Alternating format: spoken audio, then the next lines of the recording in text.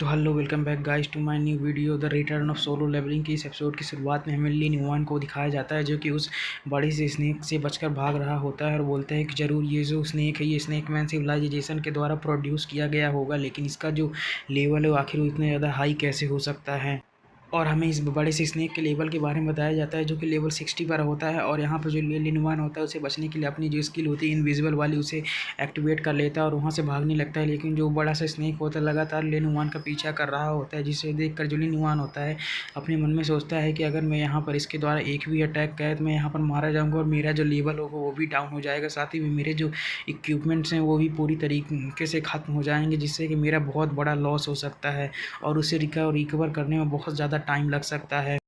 लेकिन हमें दिखाया जाता है वो जो स्नेक होता है लगातार जो लिनवान होता है उसका पीछा कर रहा है, जो देखकर जो लिनवान होता है काफ़ी ज़्यादा हैरान होता है और अपने मन में सोचता है कि लगता है कि मुझे इस प्लेस का फ़ायदा उठाना होगा और उसे किसी भी तरीके से बचकर यहाँ से निकलना होगा। तभी हमें लिनवान को दिखाया जाता है जिससे कि सामने पर एक गेट दिखाई देता है तो उसके अंदर चला जाता है, लेकिन वो जो स्नेक हो तो गेट को भी उसके अंदर घुस कर तोड़ देता है, जो देखकर जो लिनवान होता है अपने मन में सोचता है कि आखिर मैं अब इसे कैसे रोकूँ। इसके बाद जो लिनवान होता है वहाँ पर अपना हेल गेट को अपीयर करता है और जो अपनी थंडर स्कॉर्पियंस होती हैं उन्हें निकाल कर उनके ऊपर अटैक कर देता है और बोलता है कि लगता है कि अब मुझे मैजिक से फाइट करने के लिए मैजिक का ही यूज़ करना होगा और मेरी जो थंडर स्कॉर्पियन है शायद इसे थोड़े टाइम तक के लिए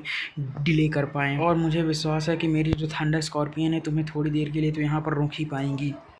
और हमें दिखाया जाता है जैसे ही वो जो स्कॉर्पियन होती हैं लिनवान के पास जाती हैं तो केवल उस स्नेक की टक्कर से ही जो थंडर स्कॉर्पियन होती हैं दूर जाकर गिरती हैं, जो देखकर जो लिनवान होता है वो और भी ज़्यादा हैरान होता है। तभी जो लिनवान होता है जैसे वो स्नेक लिनवान को खाने वाला होता है तो लिनवान ऊपर की तरफ जंप करके उस टनल से बाहर आ जाता है और हमें उस स्नेक को दिखाया जाता है जो कि उस टनल के एकदम ऊपर आकर लिनवान को अपनी बड़ी बड़ी आंखों से घूर रहा होता है। इसके बाद जो लिनवान होता है अपने मन में सोचता है कि इतने हाई लेवल का मॉन्स्टर भी यहाँ पर कोई भी ट्रबल क्रिएट नहीं कर सकता था, क्योंकि ये एक ऐसी जगह और ये वेस्टर्न डेजर्ट है जहाँ पे जो नेशनल गार्डियन स्टेशन है वो मौजूद है और यहाँ पर ऐसे लोगों के मौजूद होते हुए इस तरीके के मॉन्स्टर यहाँ पर कोई भी ट्रबल क्रिएट नहीं कर सकते हैं। और यहाँ पर कोई भी मॉन्स्टर अगर बाहर आकर कोई भी अगर ट्रबल क्रिएट करने की कोशिश करता है तो नेशनल गार्डियन टीम के द्वारा उसे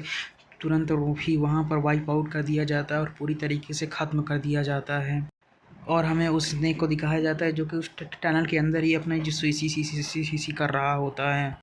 इसके बाद जो लिनवान होता है हमें बताता है कि जो स्नेक मैन सिविलाइजेशन और जो वेस्टर्न डेजर्ट किंगडम उनके बीच हमेशा ऐसी ही फाइट होती रहती है और जो फाइट होती है काफ़ी ज़्यादा खतरनाक होती है जिनमें बहुत सारे लोग मारे जाते हैं। और लेकिन जो वेस्टर्न डेजर्ट किंगडम है उसने हमेशा से ही जो स्नेक मैन सिविलाइजेशन है उनकी जो स्ट्रेंथ है पूरी तरीके से सप्रेस कर दी है, जिसके कारण कुछ उनमें से अंडरग्राउंड हो जाते हैं और हमेशा रिवेंज के लिए प्लॉट करते रहते हैं। इसी तरीके से जब भी कोई डीमन बीस्ट या मॉन्स्टर जो किंगडम है उसके सामने खड़े होने की हिम्मत करेगा तब बिना सोचे और समझे जो वहाँ के गार्ड्स होंगे उन सभी मॉन्स्टर और डीमन बीस्ट को वहाँ पर बिना किसी संकोच के मार देंगे। इसके बाद जो लिनवान होता है उस बड़े से स्नेक के बारे में सोचते हुए बोलता है कि हालांकि वो जो स्नेक था काफ़ी ज़्यादा स्ट्रॉन्ग था, लेकिन वो जो स्नेक था वो इंपीरियल मास्टर की स्ट्रेंथ का सामना बिल्कुल भी नहीं कर सकता और शायद जो स्नेक डीमन नेस्ट है वो शायद मॉन्स्टर के इलाके में काफ़ी ज़्यादा करीब है, इसीलिए लगता है कि मुझे क्लूज़ को फॉलो करके उसके इन्फॉर्मेशन को गेन करना पड़ेगा। और इस तरीके की सिचुएशन से बचने के लिए मुझे मार्केट के अंदर अपने लक को चेक करना पड़ेगा और मुझे कोई ऐसा पोशन बाय करना पड़ेगा जो कि लो लेवल के जो स्नेक डीमन बीस्ट केवल उन्हें ही अट्रैक्ट कर पाए। और वो जो पोशन है वो केवल लो लेवल के जो डीमन बीस्ट या मॉन्स्टर होंगे उन्हें ही अट्रैक्ट करेगा, जिससे कि मुझे दोबारा किसी इस तरीके के हाई लेवल के मॉन्स्टर से फाइट या फिर उससे बचकर भागना नहीं पड़ेगा। इसके बाद हमारा सीन शिफ्ट होता है और हमें मार्केट के अंदर का सीन दिखाया जाता है जहाँ पे जो लिनवान होता है उसने उस पोशन को ख़रीद लिया होता है और हमें उस पोशन के बारे में बताया जाता है कि ये जो पोशन है इसे वो करने के बाद जो लो लेवल के स्नेक डीमन बीस्ट होंगे वो हमारी ओर अट्रैक्ट होंगे। और इसके बाद हमें उसी बंदे को दिखाया जाता है जो कि उस केव के अंदर मिला था और वो बोलता है कि मैं केवल तुम्हें ढूंढने के लिए मैं उस पूरे रेगिस्तान में भटकता रहा, बस तुम्हारे कि एक फिगर को ढूंढने के लिए ताकि मैं उससे बात कर सकूँ और बताओ तुम कैसे हो। और उसे वहाँ पर देखकर जो लिनवान होता है अपने मन में सोचता है कि क्या ये वही इंसान है जिसे कि मैंने उस खान के अंदर देखा था जिसकी मैंने जान बचाई थी। इसके बाद वो जो ओल्ड सन बंदा होता है लिनवान के तुरंत ही पास आ जाता है और बोलता है कि पहले तुम मेरी फ्रेंड रिक्वेस्ट को एक्सेप्ट कर लो, क्योंकि इतने बड़े मैप के अंदर तुम्हें ढूंढना काफ़ी ज़्यादा मुश्किल है और मुझे फील हो रहा है कि हमारी जो सोल्स हैं एक दूसरे को पुकार रही हैं। जो देखकर जो लिनवान होता है थोड़ा सा अजीब सा मुँह बनाते हुए बोलता है कि क्या मैं तुम्हारी यहाँ पर कोई मदद कर सकता हूँ। इसके बाद वो जो बंदा होता है लिन वन को काफ़ी ज़्यादा परेशान करने लगता है और अजीब-अजीब सी चीज़ों के बारे में बोलने लगता है, लेकिन उसी उसी के बीच में वो एक बंदी का नाम लेता है जिसका कि नाम लेंगी होता है, जिसे सुनकर जो लिन वन होता है अपने मन में सोचता है कि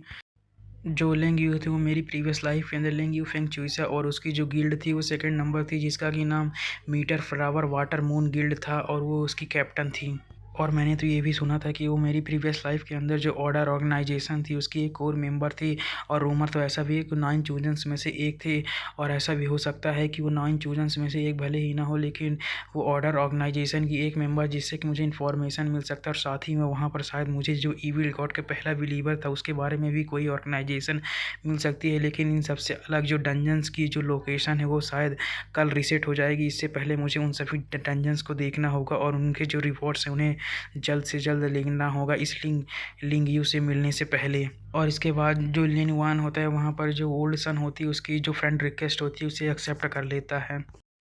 इसके बाद जो लिन वान होता है वहाँ से जाते हुए बोलता है कि ठीक है अगली बार हम जो डंजन से वो साथ में मिलकर खोलेंगे, लेकिन अभी के लिए मुझे कुछ काम इसीलिए मैं यहाँ से पहले जा रहा हूँ। जो सुनकर जो ओल्ड सन होता है वो भी हाँ में नोट करता है, बोलता है कि मैं तुम्हारी इनविटेशन का वेट करूँगा। और इसी सीन के साथ जो हमारा एपिसोड होता है वो ख़त्म हो जाता है। और हाँ, अगर आपको वीडियो अच्छी लगी तो लाइक कमेंट सब्सक्राइब जरूर करें और अगली वीडियो के लिए वेट करें। Thanks for watching.